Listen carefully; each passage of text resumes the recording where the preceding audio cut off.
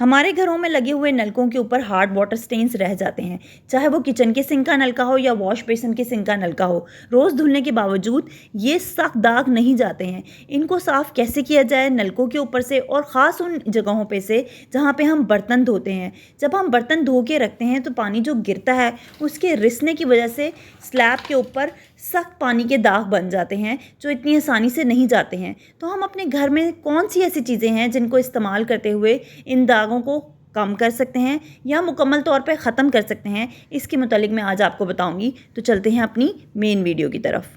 अस्सलाम वालेकुम YouTube family, कैसे हैं आप सब? उम्मीद करती हूँ आप सब खैरियत से होंगे और अपना बहुत ख्याल रख रहे होंगे। आप यहाँ पे हार्ड वाटर स्टेन्स के निशानात देख सकते हैं स्लैब्स के ऊपर कि ये कितने ज़्यादा सख्त होते जाते हैं अगर इन्हें 1 या 2 महीने बाद साफ़ ना किया जाए। ख़ास करके वो ख़वातीन इस मसले को समझ सकती होंगी जिनके किचन में ब्लैक कलर की स्लैब्स लगी होंगी, क्योंकि ये जो स्लैब पे स्टेन्स होते हैं ना, ख़ास करके उस जगह पे जहाँ पे हम बर्तनों को धो धो के रखते हैं, वो एरिया तो बिल्कुल ही सफ़ेद हो जाता है। अभी तो यहाँ मैंने कोई 2 महीने ऑलमोस्ट 2 महीने पहले यहाँ सफाई की हुई थी, तो ये आपको फिर भी कम लग रहे होंगे। लेकिन अगर आप 2 या 3 महीने सफाई ना करें इस पर्टिकुलर एरिया की तो ये बढ़ते चले जाते हैं। तो इनको कम करने के लिए आपने करना ये होता है कि आपके घर में कोई भी पुराना कपड़ा हो जो फट चुका हो या फालतू हो, उसको आप ले लेना है। यहाँ मेरे पास पिलो कवर था जो जगह जगह से फट चुका था।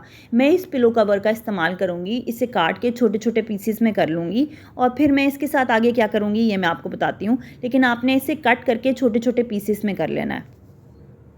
सबसे पहले आपने करना यह है, किसी भी घर के पुराने बॉल में आपने 1 गिलास पानी लेना है और उसमें आपने विनीगर शामिल करना है। अगर आपके पास एप्पल विनीगर है यानी कि सेब वाला सिरका है तो बहुत अच्छा है, वरना आप कोई सा भी आम सिरका इस्तेमाल कर सकते हैं। मैंने यहाँ घर का आम सिरका इस्तेमाल किया है जो हम खाने बनाने के में इस्तेमाल करते हैं।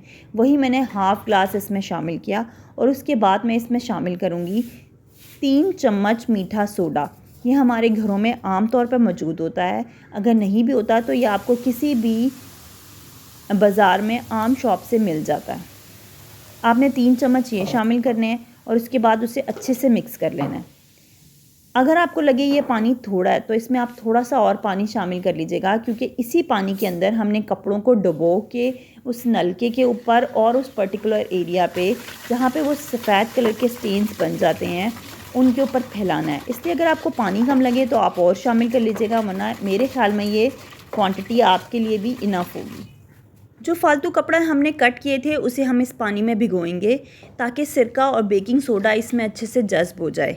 इसमें जज़्ब करने के बाद आपने एक कपड़े को छोटे छोटे पार्ट्स में डिवाइड करना होगा।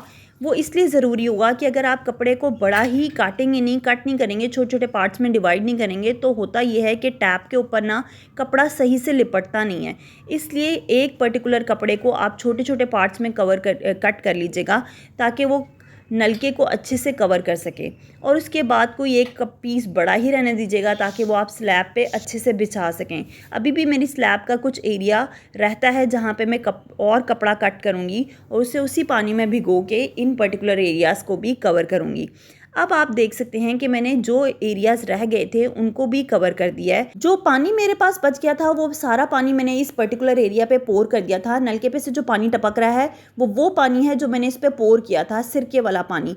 ये एरिया ताकि भीगा रहे और अब आपने इसे 2 घंटे के लिए छोड़ देना और बाकी प्रोसेस 2 घंटे के बाद करना है। आप चाहें तो देर तक भी छोड़ सकते हैं, ये आपकी कंफर्टेबिलिटी पे है कि आप किस तरह से काम करेंगे। अब 2 घंटे बाद आप यहाँ देख सकेंगे कि नलका किस हद तक चमकने लगा है। ये देखें, आपको कोई स्टेन्स नज़र नहीं आएंगे। वो छोटे छोटे स्टेन्स जो पानी के बन जाते हैं वो आपको काफ़ी हद तक पहले ही तो साफ़ नज़र आना शुरू हो जाएंगे। अब जब इस पर हम नेक्स्ट प्रोसेस करेंगे ना तो बस इसकी रगड़ाई होगी, नलका तो बहुत हद तक साफ़ हो चुका होगा। लेकिन स्लैब सफाई मांगेगी, स्लैब पे आपको मेहनत करनी होगी, उसे रगड़ना होगा, उसे साफ़ करना होगा, फिर भी ये कुछ हद तक स्टेन्स छोड़ देगी।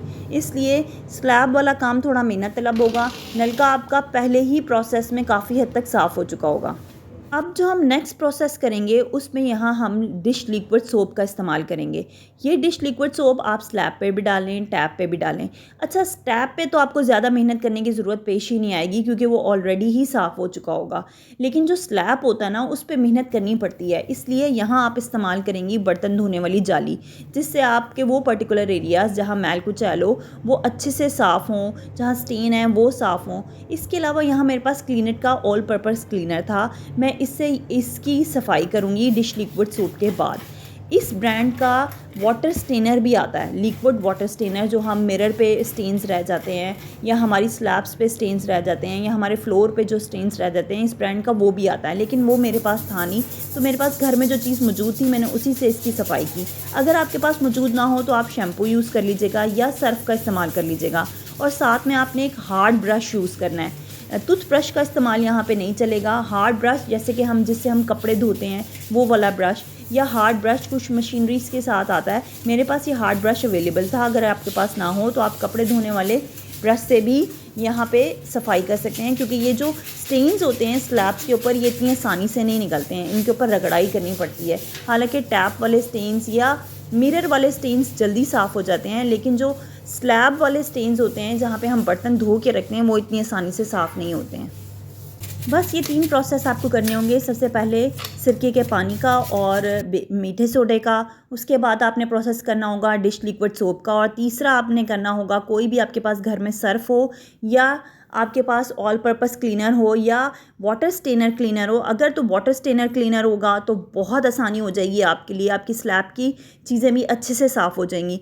लेकिन अपनी स्लैब पे वार्निश या इस किस्म की चीज़ें ना कीजिएगा, क्योंकि वार्निश करने से होता यह है कि अगर आप स्लैब पे वार्निश कर लें तो आपके बर्तन स्लिप होने का बड़ा डर होता है। इसलिए वार्निश करने से गुरेज कीजिएगा, क्योंकि उससे चमक तो आ जाती है लेकिन फिर बर्तन बहुत टूटेंगे क्योंकि उस पर चीज़ें बहुत स्लिप होती हैं। और यहाँ आप रिज़ल्ट्स देख सकते हैं कि किस हद तक हमारा नलका और स्लैब साफ़ हो गए हैं। स्लैब पूरी तरह से 100% आपको रिज़ल्ट नहीं देगी, लेकिन जो मेटल की चीज़ होगी वो आपको 100% रिज़ल्ट देगी। वहाँ आपके स्टेन्स बहुत अच्छे से साफ़ होंगे। लेकिन स्लैब आपकी 100% आपको रिज़ल्ट नहीं देगी, वो आपको 80% रिज़ल्ट देगी। 20% स्लैब पे फिर भी दाग वगैरह रह जाएंगे, ये मैं आपको बता दूँ। अब मुझे दीजिए इजाज़त। प्लीज़ वीडियो को लाइक और शेयर और सब्सक्राइब करना ना भूला कीजिए। आपके एक लाइक से और सब्सक्राइब से बहुत हिम्मत बढ़ जाती है आगे काम करने की। तो प्लीज़ वीडियो को लाइक कीजिएगा, शेयर कीजिएगा और चैनल को सब्सक्राइब कीजिएगा। अब मुझे दीजिए इजाज़त। Take care. अल्लाह हाफ़िज़।